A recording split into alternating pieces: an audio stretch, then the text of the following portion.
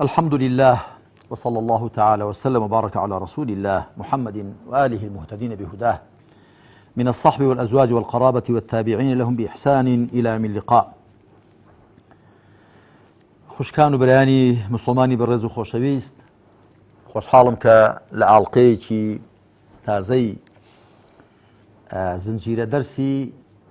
ڕەوشت و ئەدەبە کۆمەڵاتیەکاندا بەدیدارتان شاد دەبمەوە. ئەم ئاڵلقەیەمان ئاڵلقەی پازدەیەمە بە ناونیشانی ئەدەبی بەڕێدا ڕۆیشتن و سەردان و سڵاوکردن و چاکوچۆنی. واتە چوار بابەت لەم ئاڵلقەیەدا دەتوێژینەوە: بەڕێگەدا ڕۆیشتن و سەردان و زیارەتی لای خەڵک و پاشان سڵاوکردن و چاکوچۆنی و تۆقە لەگەڵداکردنیان. سەرەتا بێنە سەر بابەتی یەکەم، ڕۆیشتن، بەڕێگەدا ڕۆیشتن. خوا سوبحانەوە وتەعالە پێناسەی بەندە شایستەکانی خۆی ئاوا دەکا. لە سوورەتی الفورقان ئاەتی 63دا دەفەرمێ: وعیباد الرحمن الذين يمشون على الأرض هونا. بەندەکانی خوای خاوەن بەزەی ئەوانن کە بە ئارامی بەڕێدا دەڕۆن. یەکەمین وەصف، یەکەمین خەسڵەت کە بەندە چاکەکانی خۆی پێناسە دەکا چۆنێتی ڕۆیشتنیانە. کەواتە بەڕێگەدا ڕۆیشتنیش ئەویش شتێکە، ئەدەبی پێویستە، ڕەوشتی پێویستە و دەبێ ئینسان بزانێت چۆن بەڕێدا دەڕوە. خوای پەروەردگار دەفەرمێ بە ئارامی، بە هێمنی، بە ویقارەوە، بە سەنجینی بەڕێدا دەڕۆ. هەر لەو بارەوە خوای پەروەردگار لە سوورەتی لوقماندا کە لوقمان خوا لێی ڕازی بێ ئامۆژگاری کوڕەکەی دەکا، لە نێو ئامۆژگاریەکانیدا پێی دەڵێ وەقسید فی مەشیک، بە میانجی بەڕێدا بڕۆ، بە ڕۆیشتنەکەت بە شێوەیەکی میانجی بێ، نە زۆر پەلەپەل بکە و لاقت لەبەرێک بە ئاڵقێن، نە زۆریش بە مردەلۆخۆی بە سستی بەڕێدا بڕۆ، بە شێوەیەکی میانجی. هەروەها لە سوورەتی ئیسراءدا خوا سوبحانەوە وتەعالە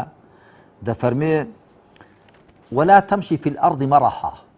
إنك لن تخرق الأرض ولن تبلغ الجبال طولا. بەفیز و کەشخە بەڕێدا مەڕۆ، چونکە تۆ زەویت بۆ نادڕێ، بە بەرزی چیاکانیش هەڵناگەی، نە بە قەتچیان بەرز دەبی، نە زەویشت بۆ دادڕدرێ، فیز و کەشخە بۆ دەکەی، بە ئارامی و بە هێمنی و بە ویقارەوە بەڕێدا بڕۆ. پێغەمبەری خوا صلی الله علیه وسلم بە تایبەت بۆ شۆنیەتی ڕۆیشتن بەرەو نوێژ و بەرەو مزگەوت دەفەرمێ: إذا أقيمت الصلاة فلا تأتوها وأنتم تسعون وأتوها وأنتم تمشون وعليكم السكينة فما أدركتم فصلوا وما فاتكم فأتموا. بخاري بجمار 908 ومسلم بجمار 602 هێناویانە. دەفەرمێ ئەگەر نوێژ بەرپاکرا، واتە ئیقامە خوێندرا بۆ نوێژ، بە پەلەپەل مەچن بۆ نوێژ بەڕاکردن، بەڵکو بە ڕۆیشتنی ئاسایی بچن و بە سەکینەت و هێمنی بچن، ئەوەندی فریای کەوتن نوێژەکەتان بکەن، ئەوەندی کە لە دەستان چوو دوایی تەواوی بکەن. کەواتە ئەوە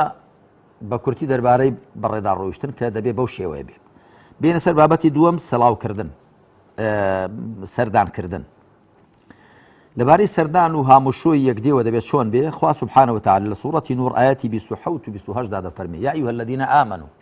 لا تدخلوا بيوتا غير بيوتكم حتى تستأنسوا وتسلموا على أهلها ذلكم خير لكم لعلكم تذكرون فإن لم تجدوا فيها أحدا فلا تدخلوها حتى يؤذن لكم وإن قيل لكم ارجعوا فارجعوا هو أزكى لكم والله بما تعملون عليم.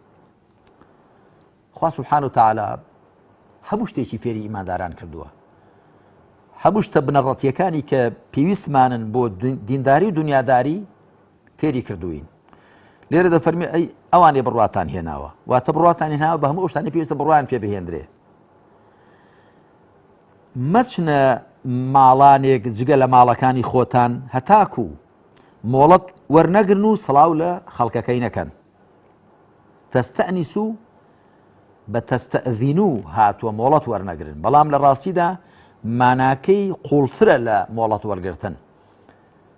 بەڵێ مانای مۆڵەت وەرگرتنش دەگەێنێ بەڵام ئەوەش دەگەێنێ کە تۆ دەبێ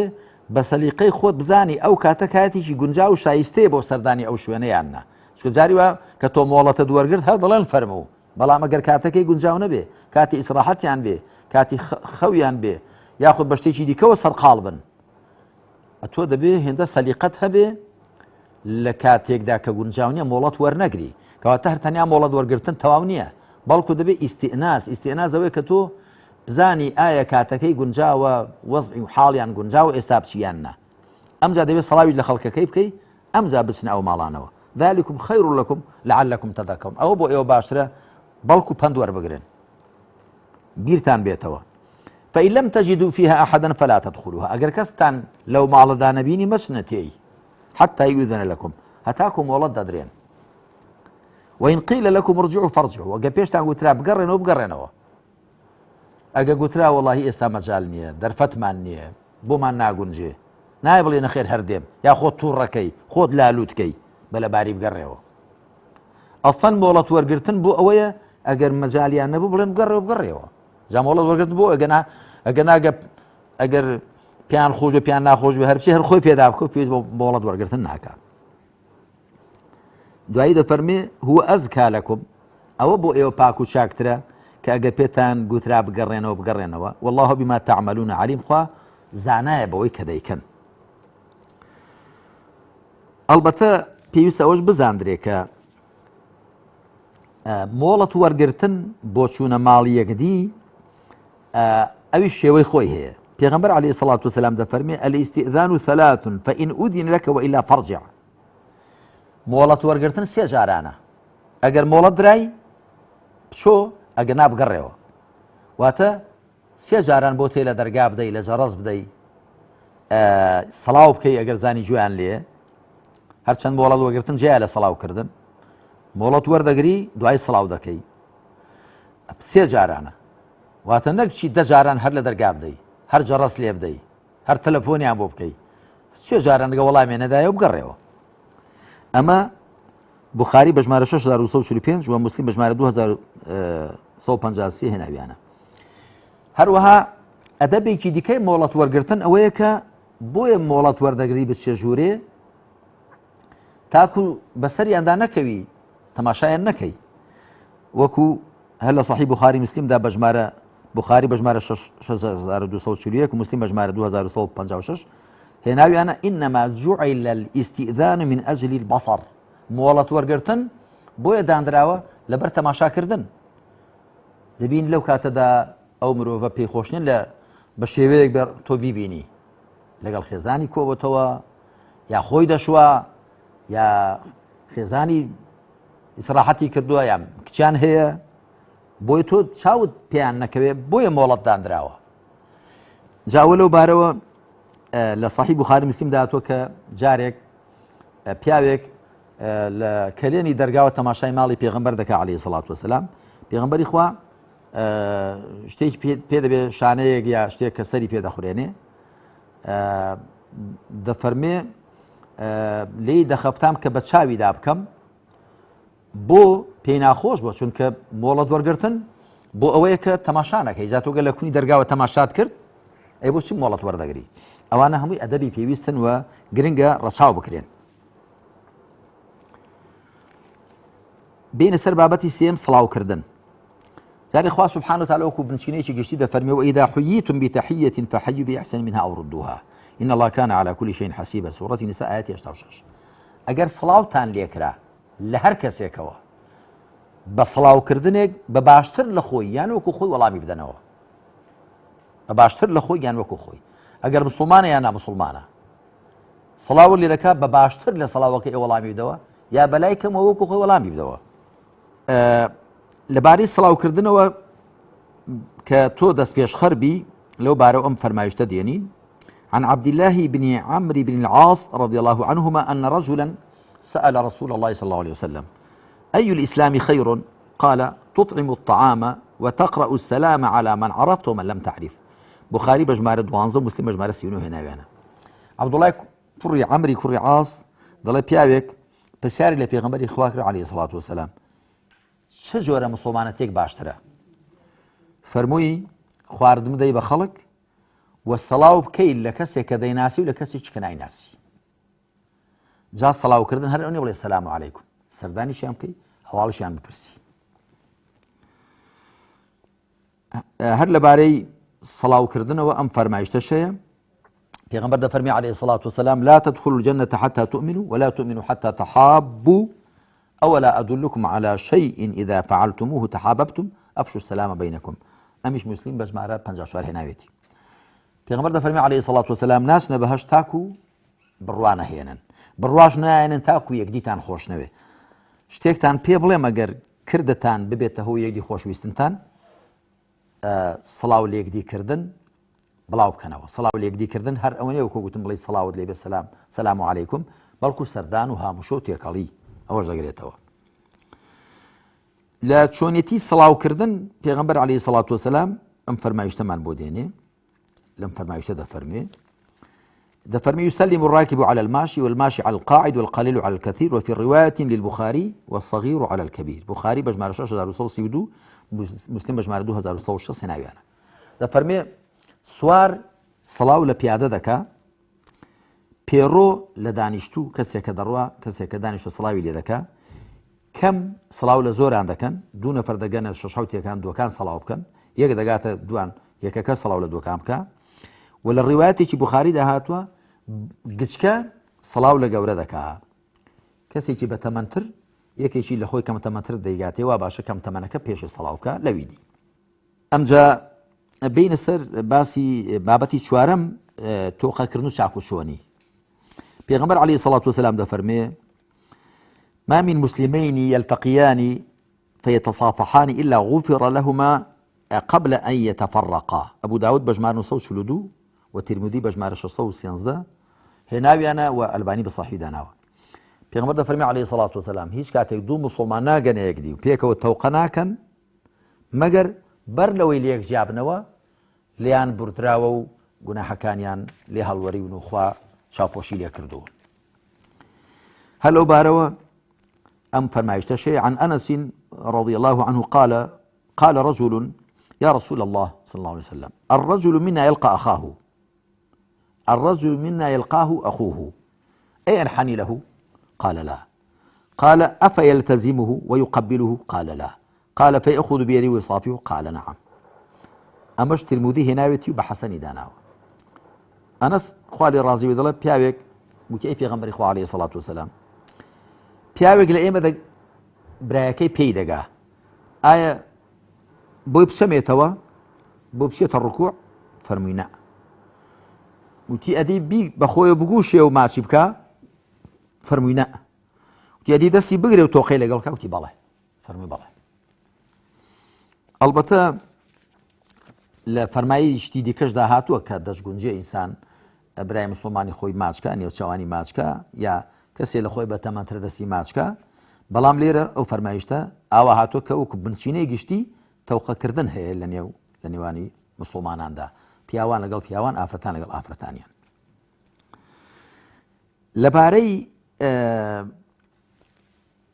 هەر لە مەسەلەی چاکوچۆنی و تەوقە لەبارەی لەبەر یەکدی هەڵسان پێغەمبەر عەلەیهی الصەلاة والسلام دەفەرمێ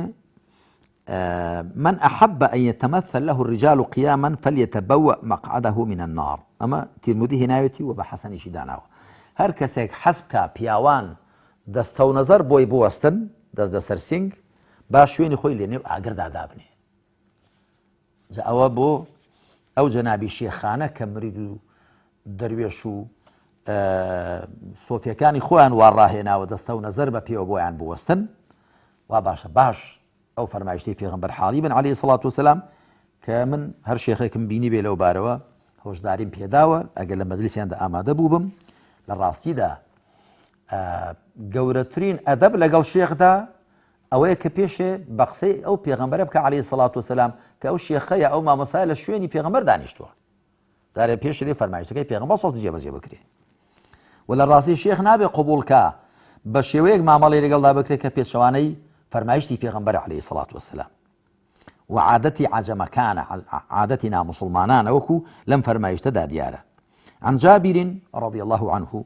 اشتكى رسول الله صلى الله عليه وسلم فصلينا وراءه وهو قاعد وأبو بكر يسمع الناس تكبيره فالتفت فرآنا قياما فأشار إلينا فقعدنا فصلينا بصلاة قعودا فلما سلم قال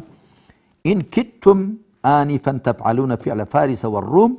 يقومون على ملوكهم وهم قعود فلا تفعلوا. مسلم هي ناويتي جابر خوالي الرازي بدل پیغمبر خوا صلى الله عليه وسلم نخوش بو نەیتوانی بە پێوە بوەستە بۆ نوێژ ئێمە لە پشتیەوە نوێژمان کرد بە پێوە ئەویش دانیشتە بوو ئەبوو بەکرش خوا لێی ڕازی بێ الله ئەکبەرەکانی پێغەمبەری صلی الله علیه وسلم بە ئێمە دەگەیاندن دەنگی بەرز دەکردەوە بۆی ئاگامان لە جوڵەکانی پێغەمبەر بێ عەلەیهی سەڵات وسەلام چوونە ڕوکوع و سوجدە و بەرز بوونەوە و نزم بوونەوەی پێغەمبەر عەلەیهی سەڵات وسەلام ئاوری دایەوە ئێمەی بە پێوە بینی ئاماژەی بۆ کردین دانیشتین و ئێمەش بە دانیشتنەوە نوێژمان لە خزمەت پێغەمبەردا کرد عەلەیهی سەڵات وسەلام کاتێک سەڵاوی دایەوە فەرمووی تۆزێک پێش ئێستا خەریک بۆ وەکو فارس و ڕۆم بکەن فارس و ڕۆم ئەو کاتە کافر بوون واتە خەریک بۆ وەکو کافرەکان بکەن کە لەسەر سەری پادشاکانیان ڕادەوەستن ئەوانیش دانیشتوون وا مەکەن واتە کاتێک کە ئیمام دانیشتو ئێوەش دابنیشن تەنانەت لە نوێژیشدا هەڵبەتە لەوبارەوە ڕازیایەکی فیقهیە بەڵام گرنگەوە پێغەمبەر عەلەیهی سەڵات وسەلام بۆ خۆی دووربینی ئیحتیاتی کردووە لێرەدا ئەوەش هەیە کە پێغەمبەر عەلەیهی سەڵات وسەلام فەرموویەتی قوموا إلى سەییدیکم لە صەحیح بوخاری مسلم داهاتووە هەڵسن بۆ گەورەکەتان بیهێنە خوار بەڵام زانایان دەڵێن قیام بۆ قادیم ئەوەی کە تۆ لەبەری هەڵسی پێشوازی بچی ئەوە شتێکی پەسەندە و سونەتە بەڵام قیام یا وقوف بۆ قاعید کەسێک کە دانیشتۆ تۆ لەسەری بوەستی دەستە و نەزەر ئەوەیانە کە پێغەمبەر عەلەیهی سەڵات وسەلام قەدەغەی کردووە و نەهی لێ کردووە خوا بە لوتف و کەڕەمی خۆی لەو کەسانەمان بجێڕێکە لە هەموو هەڵس و کەوتەکانی بەڕێدا ڕۆیشتن و سەردان و هاموشۆ و سڵاوکردن و چاکوچۆنی و ورد و درشتی ژانماندا پێغەمبەری خوا عەلەیهی سەڵات وسەلام دەکەنە سەرمەشق وە بە ئەدەب و ڕەوشتە بەرزەکانی پێغەمبەر عەلەیهی سەڵات وسەلام معاملة لەگەڵ یەکدیدا دەکەن لێرەدا دێنە کۆتایی ئەم ئاڵقەیەمان وصلى الله على محمد وعلى آله وصحبه أجمعين والحمد لله رب العالمين.